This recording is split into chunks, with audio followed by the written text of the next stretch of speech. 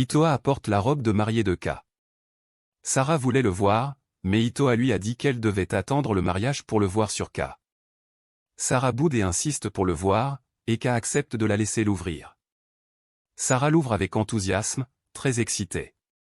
Plus tard, Sarah reçoit un appel d'Edouard lui disant qu'il était de retour aux Philippines pour quelques jours et comme il avait appris que Seb et Kara allaient se marier, il souhaitait les inviter à prendre un café pour les féliciter.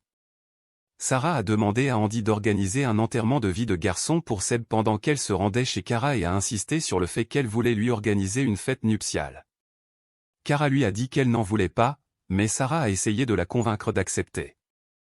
Alex est allé voir Kara et lui a dit qu'elle était là parce qu'elle voulait soutenir Seb le jour de son mariage.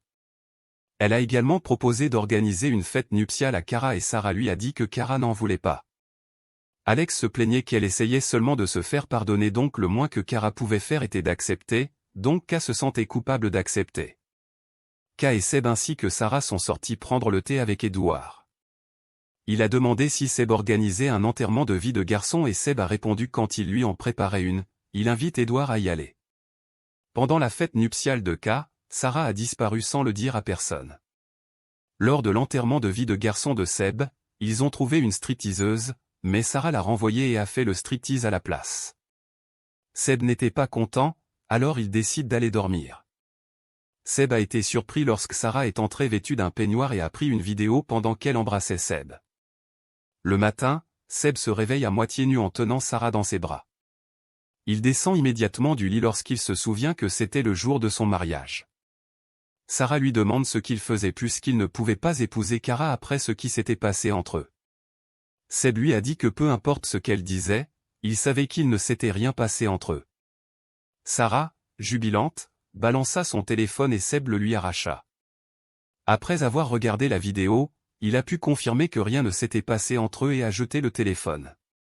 Sarah réalise que son truc n'avait pas fonctionné, alors elle se désespère. Elle a commencé à crier et à prier Seb de l'aimer, mais Seb lui a dit qu'il aimait Kara et qu'il ne la voyait que comme une sœur. Sarah a voulu se déshabiller pour le convaincre de l'aimer, mais Seb a tenu son peignoir et lui a demandé de ne pas le faire.